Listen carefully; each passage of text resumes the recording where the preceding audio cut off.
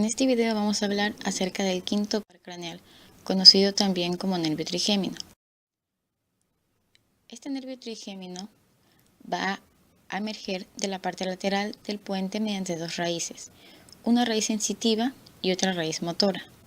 Por lo tanto, ese nervio va a ser conocido también como un nervio mixto o un nervio sensitivo motor. Por una parte de su raíz motora va a estimular los músculos masticadores y por otra proporciona sensibilidad a la cara, órbita, cavidades nasales y cavidad bucal. Va a tener dos orígenes, un origen real y un origen aparente. El origen real se va a dividir en sus dos raíces, es decir, el nervio o la raíz sensitiva va a nacer de fibras nerviosas que nacen del ganglio trigeminal, o conocido también como ganglio de Gasser o semilunar debido a su forma. Este ganglio se va a encontrar en la cara o en la parte anterior de la cara anterosuperior de la porción petrosa del hueso temporal. Y este ganglio va a estar contenido en una cavidad conocida como cavidad trigeminal o de Meckel. El origen motor, hablando de su raíz aparente, van a nacer de células de dos núcleos. Un núcleo principal, que es el núcleo que está situado en la formación reticular gris del puente, y un núcleo accesorio que se localiza superiormente al precedente en el mesencéfalo. El trayecto y las relaciones de este nervio. Desde su origen, las dos raíces se van a dirigir, tanto la motora como la sensitiva, superior, anterior y lateralmente. Entre el pedúnculo cerebeloso, que es el que podemos observar aquí, y la cara posterior-superior de la porción petrosa del hueso temporal. Aquí van a penetrar en la cavidad trigeminal, que es donde se va a encontrar el ganglio de Gasser, y la raíz sensitiva del nervio trigémino va a tener una relación distinta a la raíz motora del nervio trigémino.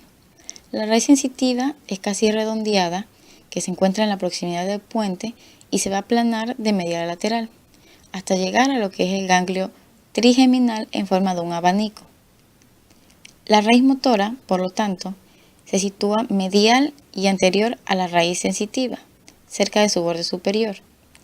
En su trayecto a la cavidad trigeminal, esta raíz es primero inferior a este plexo triangular y después llega a la parte media del borde cóncavo del ganglio, es decir, gana la cara inferomedial de la raíz sensitiva del nervio mandibular, que luego se va a unir en el agujero oval.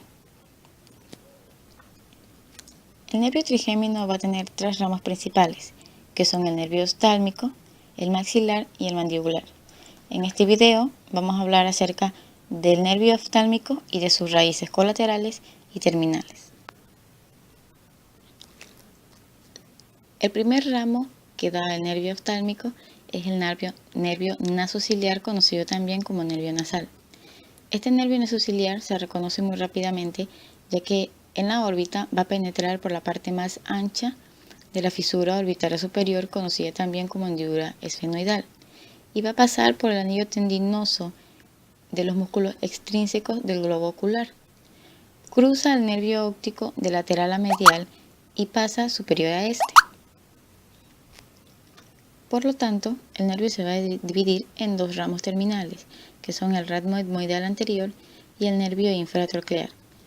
El nervio infratroclear va a ser el mismo nervio nasociliar, solamente que al terminar se va a continuar llamado por ese nombre. Este nombre lo toma de infratroclear, ya que pasa inferior a la tróclea que le hace el oblicuo superior a los músculos extrínsecos del ojo.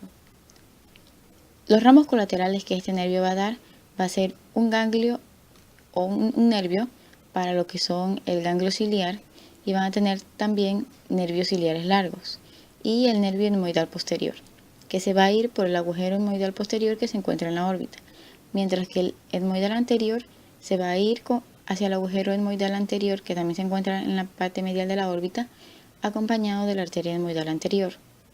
Luego, el nervio oftálmico nasociliar se va a continuar como infratroclear y va a dar pequeños ramos ascendentes para lo que es la piel del entrecejo y pequeños ramos descendentes destinados a las vías lagrimales y a los tegumentos de la raíz de la nariz. El segundo nervio conocido como nervio frontal, va a penetrar en la órbita por la parte más medial y ancha de la fisura orbitaria superior, pero este ya no va a pasar por el anillo tendinoso, sino que va a pasar lateral a este. Va a estar medialmente al nervio lagrimal y va a pasar de posterior a anterior entre el músculo elevador del párpado superior y el techo de la órbita. Se va a dividir en dos ramos que son el supraorbitario y el supratroclear. El ramo lateral del nervio supraorbitario también se lo conoce como nervio frontal externo y el ramo medial del supraorbitario como ramo frontal interno. El externo se va a ir por lo que es la escotadura supraorbitaria que ya conocemos y el frontal interno va a cruzar el borde supraorbitario medialmente y se va a distribuir por los tegumentos de la frente, el párpado y la raíz de la nariz.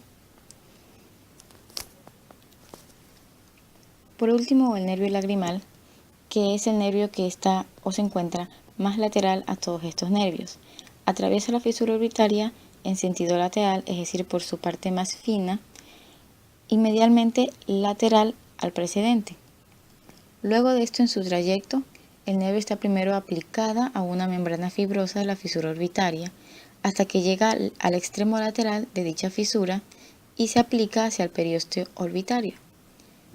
Los filetes palpebrales del nervio supratroclear y del nervio lagrimal se comunican con los del nervio infraorbitario, es decir, hay una comunicación entre estos nervios. El nervio lagrimal va a tener dos comunicaciones, una comunicación posterior y una comunicación anterior. La posterior la va a hacer con el nervio troclear y la anterior la va a realizar con el nervio cigomático, que es un ramo del nervio maxilar. Esta comunicación de esta última, que la realiza anteriormente, va a formar un arco y este arco va a dar ramos nerviosos o filetes nerviosos para lo que es la glándula lagrimal y la parte de la órbita.